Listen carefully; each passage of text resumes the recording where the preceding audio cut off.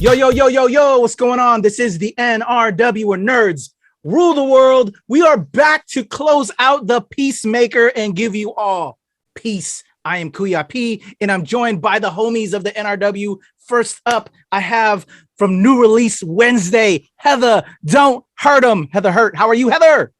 I'm good. I'm drinking. It's Peacemaker. I love it. And of course, the person that's going to level us up to do the best piece we can, Blur Dad, Glenn Lawrence. I don't know why that was, but I put that was it a great there. one. That was a great one, dude. I'm gonna give you some We peace. should copy that and just make it every single intro. Every time. What's going on, man? Good to be here. Great to see y'all, people. Peacemaker, let's close this out. It's the finale. We're gonna break down episodes 6, 7, and 8 of the Peacemaker.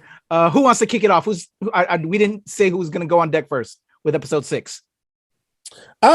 You know what? I'll try to give episode 6 a go here. Although it was a little bit of a while since I had seen this episode of Peacemaker, because it was a couple of weeks back. But this episode is called Myrn After Reading, and it's again another James Gunn masterpiece. This whole series has just been a great little journey, and I really feel like this is a linchpin to the Snyderverse, or the Justice League that we currently have, and I think it really holds it down extremely well. We get the band, the 11th Street Kids. Is it the 11th or 12th Street Kids? 12th Street. 12th Street Kids. The 12th Street Kids. They're here, and I believe that this episode is where is this episode on? This Peacemaker. Oh, he's talking to his old friend. This episode, the opening scene is he's talking to his old friend Jamil, which was really, really kind of funny. He's like the janitor in the school, and it gives us a little bit of introspection. We visit the school that he's at the very beginning of the season, and he's doing like a take your kid to work day thing where he's talking to the kids, and it's awesome because it's like a scene from Kindergarten Cop. I don't know if you guys remember that. Did you just say Kindergarten Cop? Yeah, do you remember Kindergarten Cop? It's kindergarten. Kinder. Oh, Kinder? Kindy. Kindy. What are you talking about? It's Kinde. Kindy. The R is silent. Because it's the hard R, right? Yeah, the hard ER, Heather. I don't say those, okay? Armor. I leave them out. It's kindergarten. Go watch our Boba Fett review. Yeah, that's inside knowledge. That's an inside joke. So Kindergarten Cop. But it was great. And it had one of the greatest lines in there where Peacemaker's just talking about things, and the kid is just like, well, I forget how he set him up, but the kid is just like, because you're phony and I can see right through you. Are you afraid of what I'll say? Is it because you think I'm a phone? Because I can see right through you? It was great. He's totally put him in his place, and you get to see how Chris Smith or Peacemaker, like even in this scenario, he's just like uncool and he gets made fun of, you know what I mean? And he's like trying to be so cool, but the kids even are just like, you know what I mean? And he's getting made fun of. And from there, because we had the whole wait, I'm forgetting. Did we already get to the point where there was a cliffhanger with Leota as well as Myrn, like what was going to happen next? We got to that point. That's where we start. It's so at the beginning of this episode, Myrn has what we think is a gun to Leota's head. Right. So we get that big cliffhanger at the end of episode 4, and now we're trying to figure out what's going to happen to Myrn. There's this really funny scene at the beginning, of course, with Peacemaker while he's at the school, but we got to figure out what's going on. And we get, that cliffhanger, and we're like, all right, is Myrn going to kill her? Is she going to kill him? What's going to happen? And basically what he does is just breaks it down and tells her like, oh, here's the deal. Yes, you're right. And then we find out that basically everybody is kind of in on this thing and knows that Myrn is actually one of the butterflies, which is I don't know, that reveal is kind of awesome, especially down to the fact where Economos is like he knows, but he literally like puts his fingers in his ears like la la la la la. I don't know what you're talking about. Blah blah blah. What do you guys think about the reveal that Myrn is a butterfly and everybody knows it, and they're kind of just on this mission together? Absolutely hilarious. That took me by surprise. And what's and everybody was like. It was kind of a cool kind of in joke, and then we got all finally into the joke, as it were, because you're the comedian, but right. It was cool to be brought into the joke. Right, Heather, what about you? So there was this. So Rob Medina, if you don't watch the NRW, you should be subscribed to our channel. Rob asked me a question during Spider-Man. He's like, "Did you see this happening?" And I was just like, "I'm a comic retailer." Yes. So I wish I could be surprised. Like I wish I could have. But there were so many signs. I will say though, Hardcore's response was perfect. Yes. It was, yeah, and it's like, yeah, we know. Okay. Oh man, and it's cool, and with that being said, because we already know Peacemaker has captured Goff, who was the other butterfly, and we know that he's kind of keeping him. He has 2 pets that he's just chilling with. So it actually makes it very interesting because you're like, okay, well, Myrn is, maybe he's a good guy. Maybe the butterflies can be good, and it makes all the more sense that Goff is like hanging out with Peacemaker and that he has them. Even though Peacemaker at this point has no idea that Myrn is a bad guy. Peacemaker's totally in the dark about everything that's going on this episode with the team and everything. And now Leota has a choice to make. Like, does she just keep rocking? Does she carry out her mission, what she is supposed to be carrying out? Or does she, blow the lid off, the whole thing? She tries to go along and say, okay, well, even if Myrn's one of the butterflies, I'm still going to go along with my mission and try to figure it out. Of course, she has help because Hardcore and Economos and basically the entire team knows about it. So, we go through and basically I'm trying to think here because at one point Leota has already placed the diary in Chris's in his place, right? Mm-hmm. So that's there, right? And we know that is going to happen. The cops come rushing through. Hold on, am I getting too far ahead of myself? So at this exact same time, just sorry to interject, but at the exact same time all of this is hitting ahead, the cops are on their way while Myrn is like being all serious about how he's trying to save the human race, and the cops are like, I'm just gonna arrest Chris. Yeah, right. They like come from I believe episode 4 is the episode where they have the no, we already did the PowerPoint, right, where we went through all the people. Yes. That was okay. Up the butt. Okay. So in this episode wrong way. That way. Sorry. Done. No worries. Heather with the visuals got me. I'm sorry. So basically, I have porn up here. If you didn't notice, I've got nothing. I've got no problem. Wait, you have porn up there? Wait, go ahead. Keep going. No. Turn on the lights. What do we got? I'll share pictures. It's fine. Okay.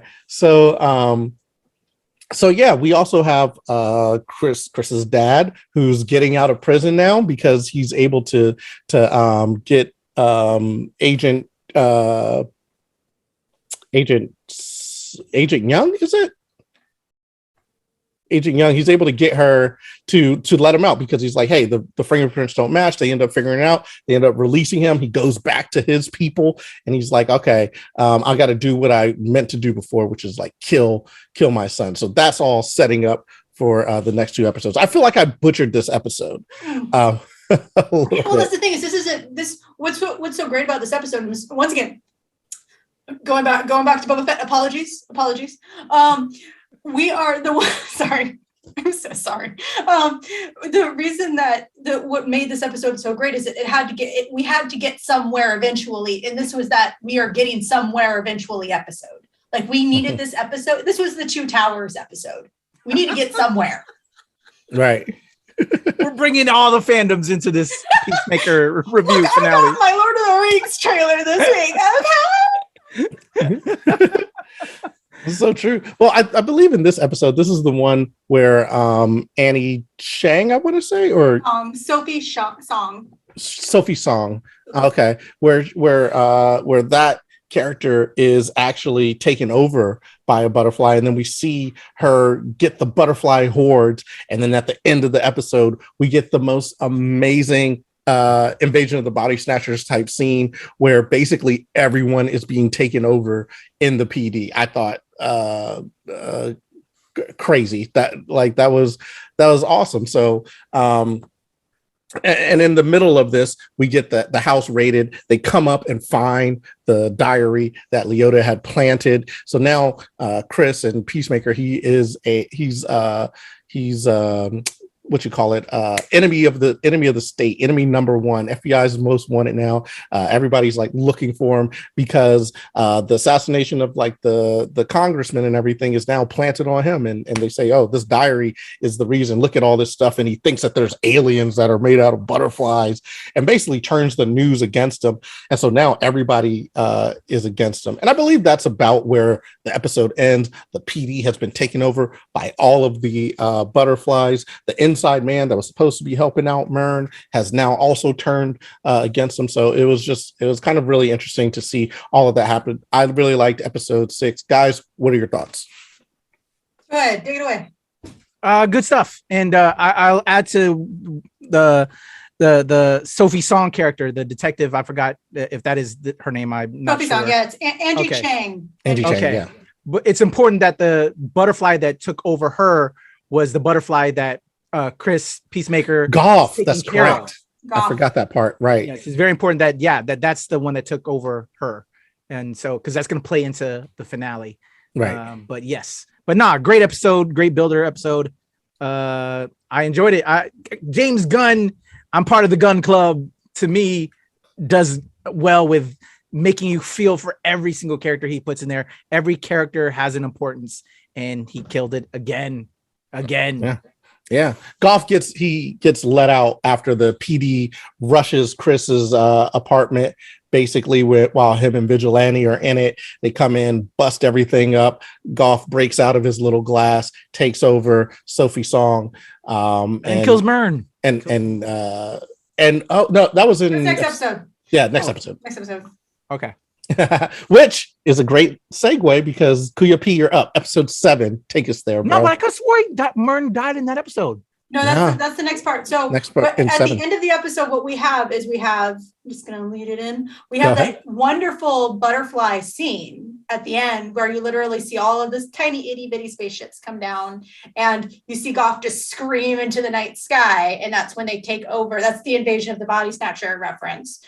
Because that's probably honestly what James Gunn was doing. He wasn't, probably because he's already like negated everyone's beliefs. But it's one of those where that's where it ends, and they go a random small town is like he is now the number one most wanted guy on the planet, and it just cuts total cliffhanger. And that's the very first thing is they go after. I'll let you finish. All right. Okay. So I guess I'm going into the episode. Okay, yeah, Heather. All right. Stop dragging my heart around, Heather. Stop Dragging My Heart is the name of episode 7. We have it opening with a flashback of Chris Smith when he was a kid. Basically, their racist white father, Robert Patrick, made them fight as youths. You see them bonding, but then all of a sudden they're made to go into a pit and battle each other out for their dad's pleasure and betting pleasure amongst the other racist rednecks that are inhabiting their trailer park. And Chris Smith doesn't know his own strength because he basically punches the hell out of his older brother, and he falls into a seizure, which is somewhat disturbing visually. but you know, that's what Gunn delivers rather well in making you see certain things that you never thought you'd want to see, but you saw it. And we saw it. And yeah, he kills his brother, and that kind of leads him into becoming the Peacemaker and taking a vow to never do bad things like that again. And his dad, you know, is the White Dragon. And yeah, so we just get more of that. And this really this whole episode is to finally give us that Peacemaker versus White Dragon battle that we wanted to happen, good versus evil, if you will, of him against his father. And so that's what we're getting. We get the origin story at the beginning, and then as Glenn alluded to in episode 6, he's now out. He's now with his Klansmen brothers. They're going against our team, and then we see our team in a great scene battling against them. We're in a van at one point. I do remember Vigilante needing to go to the restroom, which creates a hilarious pee-pee scene that I'll never forget. We also getting them rocking out in the van. Down. Why with his pants up? What is so hard about that? Taking his pants off to pee. It's such like a little boy thing to do. Yeah, but so funny, so hilarious. And but yeah, we get bonding a lot as they're getting ready for this battle against each other. There's a phrase that just really I think a lot of people are going to take away from the Peacemaker series. There's no bad time to rock. It actually renewed my love for metal again, because there were some tracks I'm like, man, that was a pretty sick track. And I'm more of a hip hop head, but I'm now dialing up some of my metal stuff because I did have a metal phase. I like that, and it was cool to see them rock out and be in the van and build that bond. So we get that, and then we have White Dragon taking his powers and hitting, just kind of, you know, going in as a missile into the van, which drops the van over, and then we get our heroes battling against the redneck bad guys, which then leads into the fight against Peacemaker and White Dragon, where our Peacemaker Chris Smith finally kills his father. It needed to happen. We finally get that, and I think that kind of came towards the end of the episode. But the finale of the episode is after our heroes defeat the evil rednecks, they now have to finish off the butterfly threat. And that's where they find out about this cow kaiju that is giving these butterflies life. It's their only form of food. And that's our cliffhanger at the very end. I think I covered most of the bases. Heather and Glenn, is there anything else I missed that you want to add and give us your thoughts? Well, I don't know about you, but it felt amazingly good when Iron Dragon Man I'm sorry, I tried so hard to do that with a straight face. When the fascist white asshole got destroyed, you know, you felt like you were pulling the trigger with Peacemaker at that point. Yeah. Mm-hmm. Did you feel like he might not have done it though? What? Did you feel at all that he wasn't going to go through with it? Oh, no, absolutely. He knew. So the one thing that we really we talked about this in, I think it was episode 4 or 5, whichever one where Chris really has the meltdown when he comprehends how it wasn't that his dad put him through shit, because he always knew that, but he wanted to live up to the expectation no matter how much shit. When he had that breakdown, he understood trauma is trauma, and it is not your fault. PSA of the day: trauma is not your fault. And when he figured that out, there was no question. Was it surprising that he did it with his eyes closed? No, because there was no way that he was going to pull that trigger and it'd be easy for him. But he needed to get past that point. And good for you, Chris. I'll bring it back with a little comedic aside, but there's also no easy way to get a helmet from a raccoon, which we got to see in the episode. That was a cute little nugget there. That was an unexpected but cute nugget.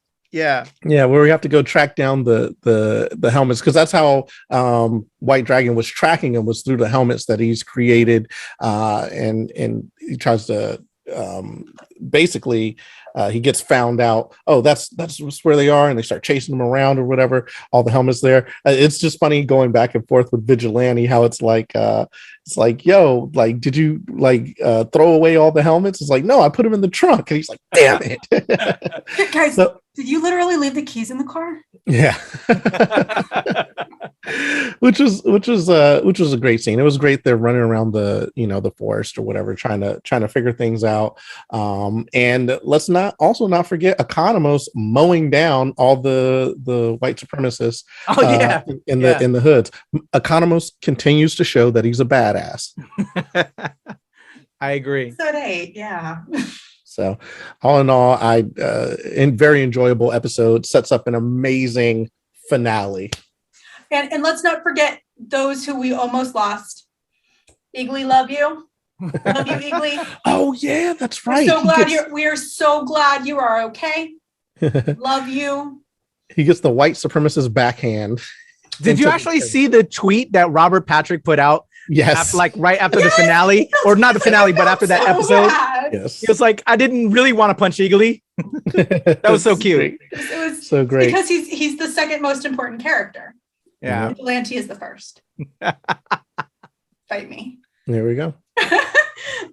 But it's glad that one of the greatest moments in the show was the veterinarians. Where the fuck did she get that gun? Oh yeah, We're ready to go. That was kind of cool. It's like, honey, good for you. Sit down. But you got to think, if you're in a boring job all day and someone comes in with something super exciting, you're like, oh, I'm in. I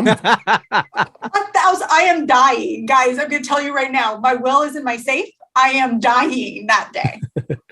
You know what I thought would have been great is if that veterinarian team would have came, like they were pinned down, and they would have came and tried to save them, and then all get killed, but then save them still in the process. It's like, why did you guys follow us? Spoiler alert, they did not come to save them.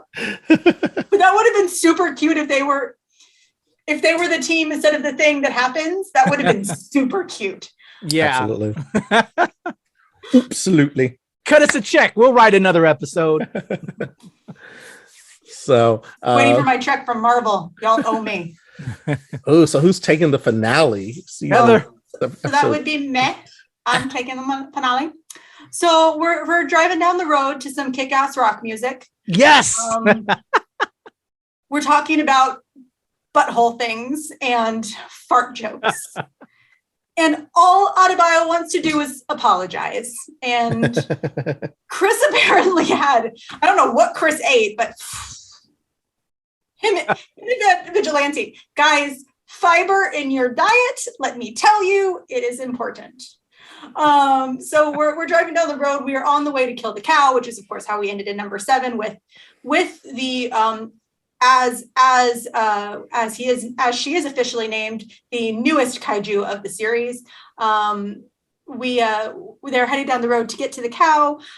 They show up and they're at in reality the van scene is very quick. We arrive almost instantaneously to the ranch, where we know that the butterflies are, I cannot stand my camera. Oh my God, I am so sorry.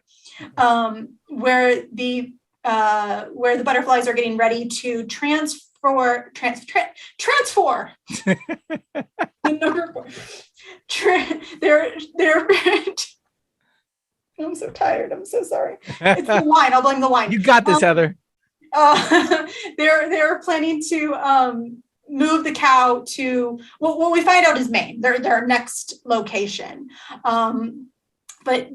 And what they do at the beginning is they put all the helmets out. They have taken the helmets back now that there are no longer white assholes going after them. I am saying that as a white person, I am the worst. Anyway, we're walking over. Sorry. So they have all the helmets out, and the first thing they do is they figure out which ones will help. Equally does a fantastic scene of losing the only one that can support them, and they come up with a plan. During this plan, we find out Chris is still dealing with his internalized trauma. Once again, that's one of the great things that I'm gonna get on a soapbox, guys. One thing that Gunn does so well is he talks about trauma, and it does not just magically disappear with a gunshot wound to the head. It doesn't. And it helps him actually find the helmet that Eagly decided to fly away in the wrong direction with, and they sort of get it's John. That's his real name, right? It's John. Economos. Yep. Economos, his real name is John, because I think at this time they're finally just calling him John. They get John in a security guard outfit. They decided they're going to get one of the helmets, the one that blew up the butterfly in the very first second episode. I'm sorry, in the Sonic Boom. What? The Sonic Boom helmet. Sonic Boom helmet. Yes. They're going to get that as close to the cow as possible and destroy the ranch. That is their whole deal. And in that first little bit, we get I'm going to just say it now. John, he's walking in. He's trying to be as serious as possible, but of course, when you have the most terrified person walking in amongst the crew, he is just freaking out. He gets kind of pulled in somehow or another. A bag is enough of a reason to go near the cow. I don't know. And then he gets about halfway down, and that's where we finally get the word kaiju. And he just runs back because he's already seen this shit. He doesn't need to do it again. And he gets stopped. And we finally get the true story about Ron Economos and why he is Diebeard. And Chris gets a whole bunch of truth punches in the face. Yeah. Because you know what? We're not all perfect. We are not all pretty, and we all want to be loved still. And you know what? John, you do your thing. You do you, my friend. You do you. My heart melted. Oh, yeah. That was honestly one of the hardest moments of the episode. It was sad, right? It's just like, damn, I just lived like a sad life. just wanted people to think I was cool. But A+ to James Gunn for pointing that out. You know what?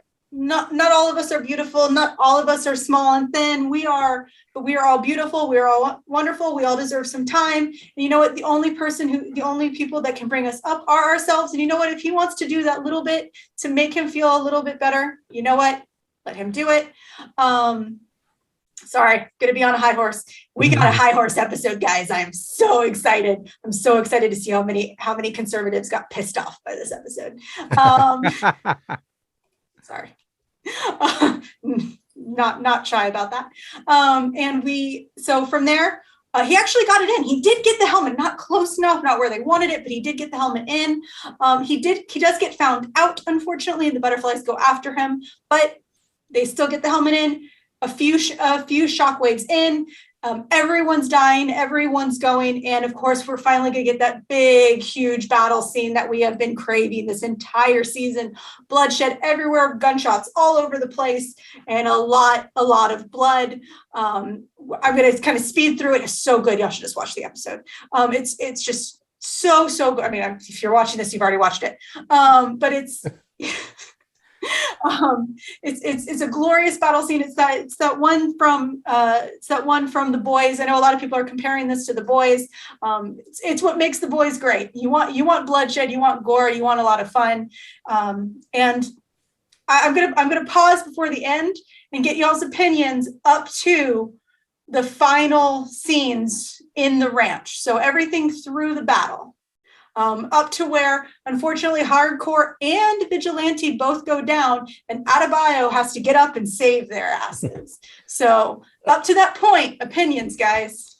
I'll jump in. I thought it was hilarious because James Gunn just has such a great mind as a director. He asks and answers the right questions. So when they're trying to figure out what are we going to do, they're like, all right, Sonic Boom helmet. Let's get it on top of the barn. Boom, blow it up. And then they're like, all right, how are we going to do that? Well, we could use the levitation helmet and fly up there. It's like, maybe not a good idea. It's like, why doesn't Eagly fly it up there? Which was exactly what I was thinking at the moment that they all brought up that suggestion. And they're like, all right, cool. So then he has to take Eagly to fly it to the barn, and he just flies the fuck away and drops the helmet in the middle of the forest. But that's a great device because then it sets them apart. They start having their conversations and talking. We get to see the trauma that Peacemaker has gone through with killing his dad. We get to see Hardcore kind of come to his aid and defense. So that's really, really cool. And then they, they get the helmet and they're able to do things. I really like how we get to see the team, because this team is like a rubber band. It's been stretched, just been pulled back, it's been snapped back and stretched again. And we get to see that they're really kind of strained because, it's been a hectic time. Peacemaker is now like a wanted felon, and it's all at the hands of Adebayo. So, up to this point, it's just great. And you're wondering, how is this team going to come together to basically finish the mission? So up until this point, I'm all in. I'm loving it. All right. For me, I'm just going to echo everything Glenn said, but underline, bold, his the writing points that Glenn brought up that just James Gunn does brilliantly. The plot device is bringing back the helmets to make that be how they get into the spot. We had the helmets being a tracking device in the previous episode. We saw the helmets when we first entered into the White Dragon's household, when it was in the house. Just all these certain points and things that you see in reference and character build throughout the series is just so well written, and again is why James Gunn is so good. And so, yeah, I echo everything Glenn said, and I'm just gonna bold and underline it and highlight everything Glenn just said, because Gunn is masterful with his writing, and it makes it, everything is important to get to the finale and to get to that conclusion. Mm-hmm. Okay, well, we are now at that point. Peacemaker has made his way down while he's literally toppled headfirst into the finale, and we think he gets pulled out by Adebayo. Of course, it is not. He gets pulled out by Goff. They go into this very strangely choreographed, though wonderfully filmed fight scene. And Adebayo comes down. She does try and save them with the human torpedo helmet, fails miserably. And then that's when Goff goes, "Hey, wait, let me talk to you about why way back in the day." What's his face? Oh, I always forget. Peacemaker. No. Judo Master. Judo Master. Sorry. I'm a comic book person, guys. I don't even know. Why Judo Master loves me and why he supported my cause. And so literally Goff takes him over and says, our planet died. You might think we want to take over your planet, but we don't. We want to make your planet better. Everything that caused our planet to be destroyed is what you're doing right now. You're destroying the environment. There are diseases. There are all these things. And you're just pretending it's not your fault. You're not wearing a goddamn motherfucking mask when you should. And you're saying that you're being oppressed. Wear a fucking mask. Anyway, sorry. Tell it, Heather. Go ahead. Once again, I cannot wait to see how many people say that James Gunn was forced to do that. But Goff is making a good point. He's like, he is saying, we want to see your planet progress. But the thing is, and this is what's important, we find out that this is the true fight that Chris is having. Who is really saving the planet if you're being controlled and doing so? So he can either help the butterflies, the last few that survived, literally 2, and the cow get away, and help this planet get better, and help our planet get better through a literal alien invasion.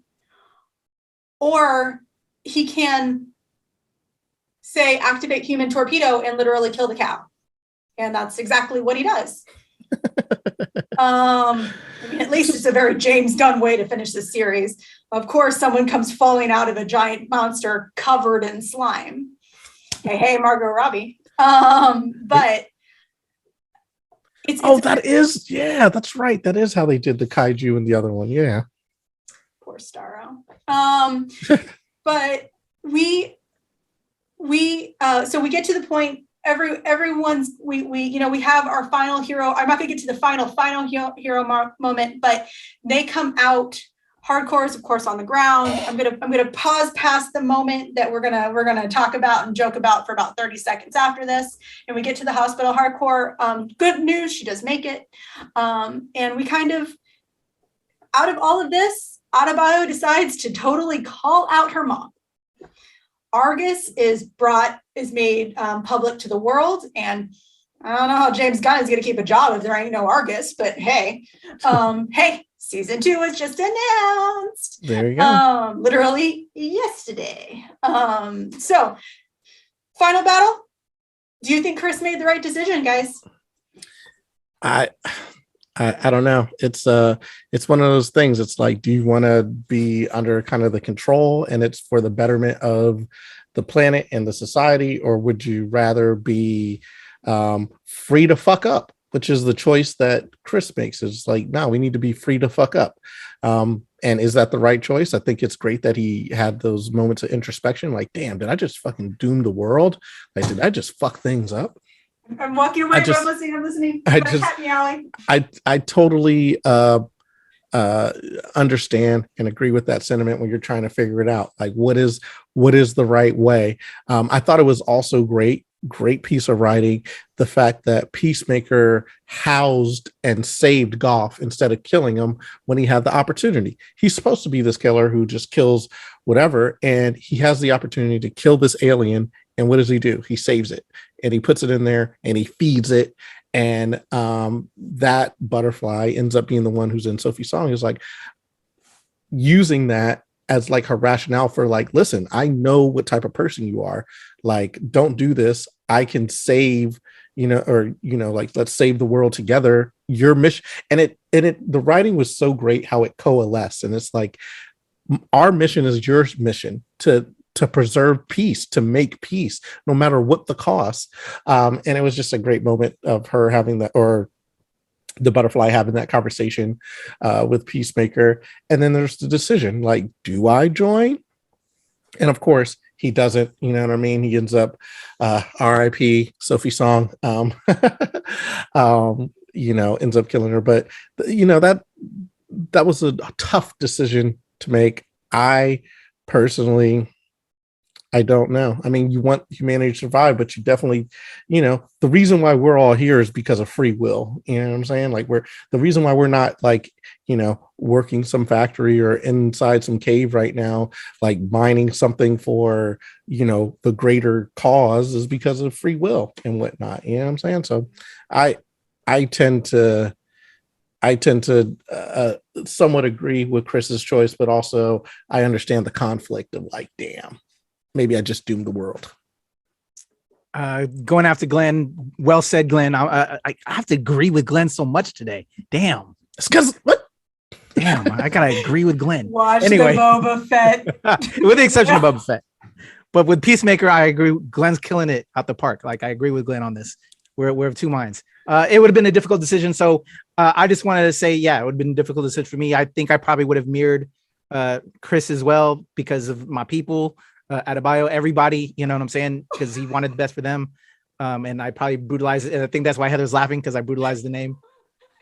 Is it? My cat made me open the door during our video, and now I'm sorry, I'm listening. The cat. Go ahead.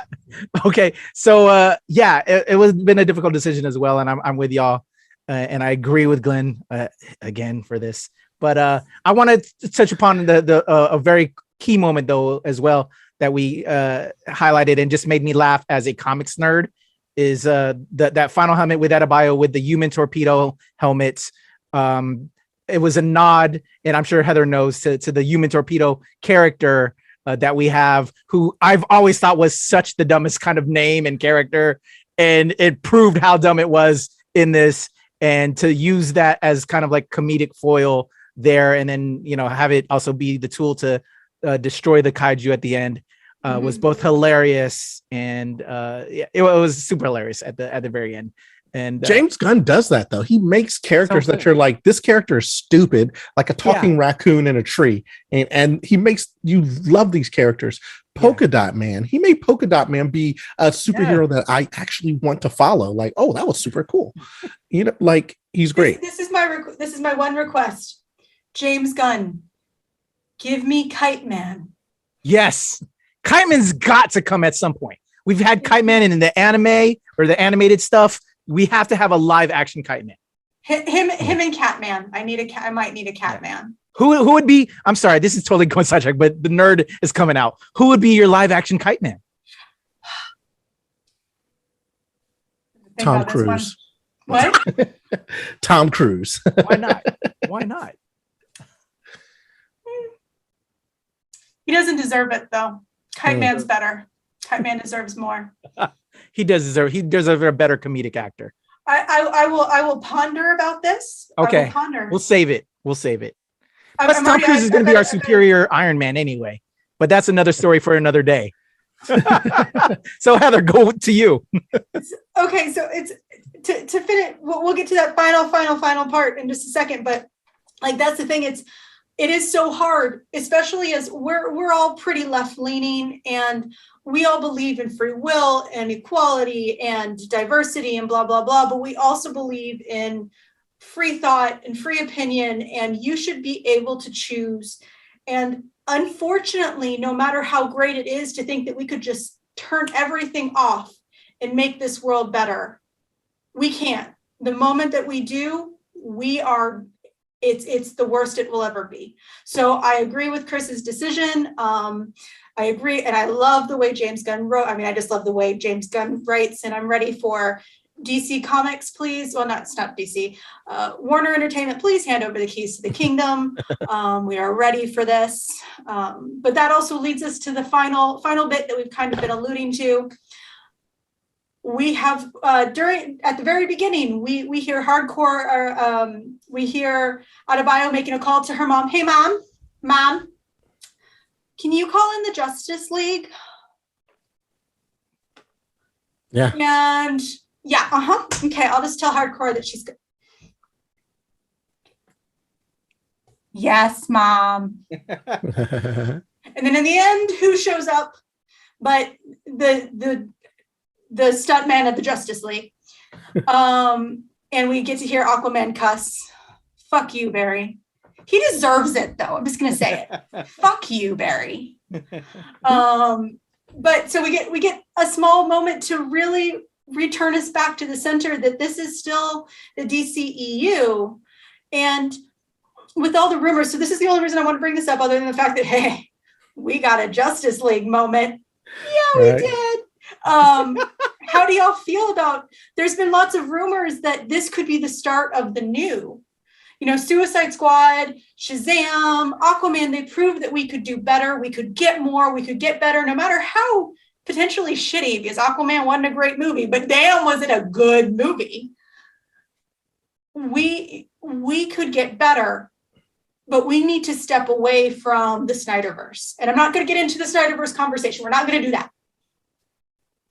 How do you feel about how James Gunn basically was like, yeah, it's still there. We still got the same family. You want a Gunverse is what you're saying. So you think it's just going to transition straight to the Gunverse? I mean, who would you more want to take control of your DC characters than someone who could take the worst characters and make them into franchises? Like, just turn it, like, they could easily transition from the Snyderverse to the Gunverse, and I think everybody would be totally happy with it, because what he's done with Peacemaker, like, I'm singing the intro song as like, and the whole motif and how everything, it's the camaraderie and the relationship between Peacemaker as well as Vigilante and Adebayo and Economos and Hardcore, like the way that they're a team, like you really feel the love, you know what I mean? And you feel the love that he's poured into this.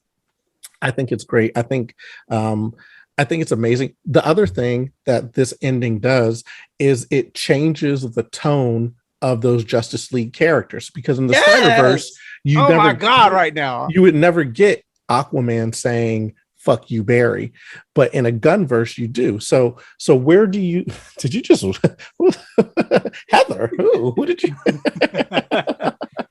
What am I saying? Am I saying vacuum? Oh, fuck you. You're like, but you get a change in tone, and then you have to decide what are you going to do with your characters moving forward, because now that's in the lexicon, like we said about Star Wars in our again, watch the Boba Fett review. um, it's in the lexicon now. It's what's it called? It's canon. Mhm. So that was very interesting. I love that little twist at the end. It was great. It makes sense. And it just all makes sense. And I'll just say I love Leota talking to Peacemaker at the end, where she's like, I really do want to say I'm sorry. And he's like, I know. And he's like, I get it. And then as she's leaving, say, hey, by the way, don't tell Vigilante or don't tell V, because it's his boy, but it's like, you're my second best friend after Eagly. And that feels great. You know what I mean? Everybody's in their place. And now you have this thing set up where Adebayo is the real second best friend, Vigilante. How's he going to take that? He's going to be so upset. Well, he's not. He's going to be in denial. He's going to be in denial. It's fine. So Gunn does a great job. Everything he's put together. Chef's kiss. This is all amazing. Are we giving our final thoughts? Because I'll give you mine right now. I thought it was amazing what they did. Can't wait for season 2. Very sad that Sophie Song is gone. But at the end of the episode, Goff is not gone. Like, Goff came back to Peacemaker, like, all right, I guess I'm just chilling with you. Yeah, so it's like, I'm still your friend, even though we're not going to save the world. So it'll be interesting to see how season 2 transpires, because I suspect that Peacemaker is going to have to find a body for Goff. He's going to have to find a body for him. I think one of the smaller, probably, plots. But yeah, I could see that.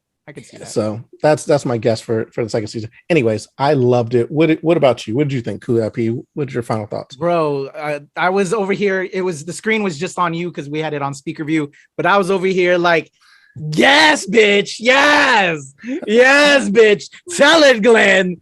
Yes. I was like, dog, you said you took the words out of my mouth, man. I'm with you 110%. I want the Gunniverse. He made the Snyder, we're not going to get into that Snyder conversation like Heather said, but he righted the wrongs for me of the Snyderverse. Let Aquaman curse. I think the cast is fine, but again, the world and that, I'm not going to talk bad at Snyderverse. I want to though, but it righted those wrongs. I'm good with Aquaman. I'm good with Bear. I'm good with those actors, but just that world they inhabited, I didn't like. So Gunn putting his words in, I'm with you too, Heather. A little bit, but nah. But Ezra, if we're gonna get him still, if we're gonna keep him, then I'm cool with it. And I just want Gunn having his hands on it, because I didn't like this Snyder shit. But nah, I'm with you all the way, Glenn. Brilliant, and I can't wait for more. I want him to have the keys, like Simply said. But again, yes, bitch. You said it all, Glenn. How about you, Heather?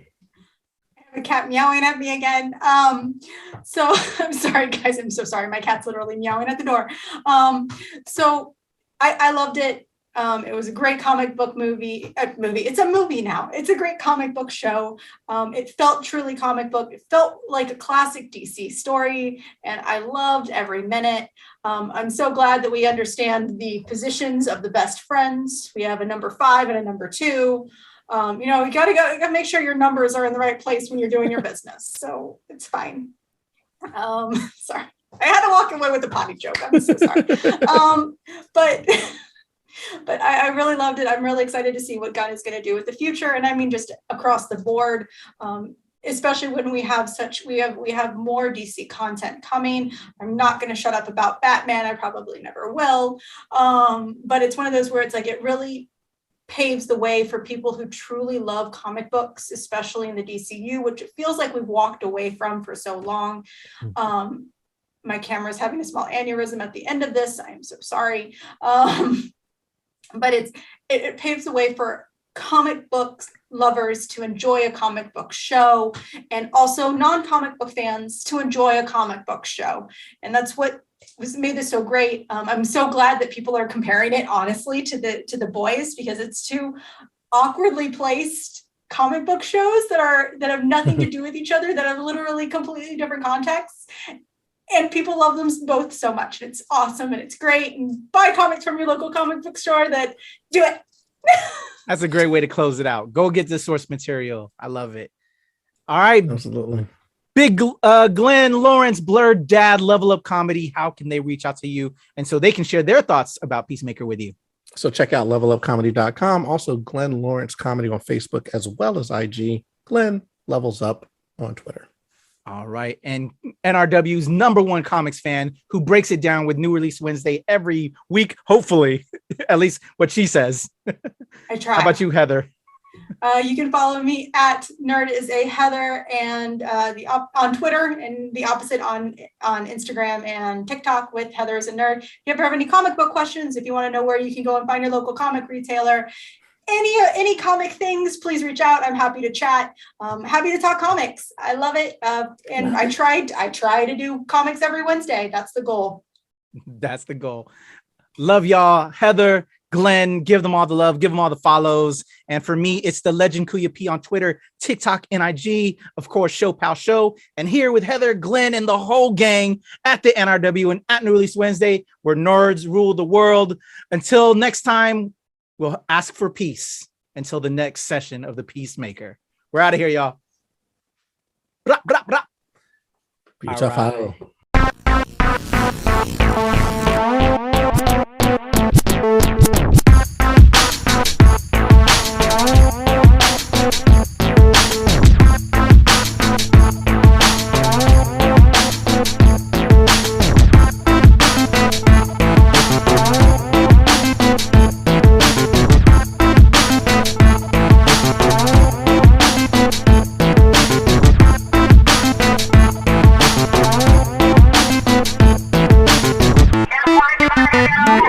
S01 EP06-08.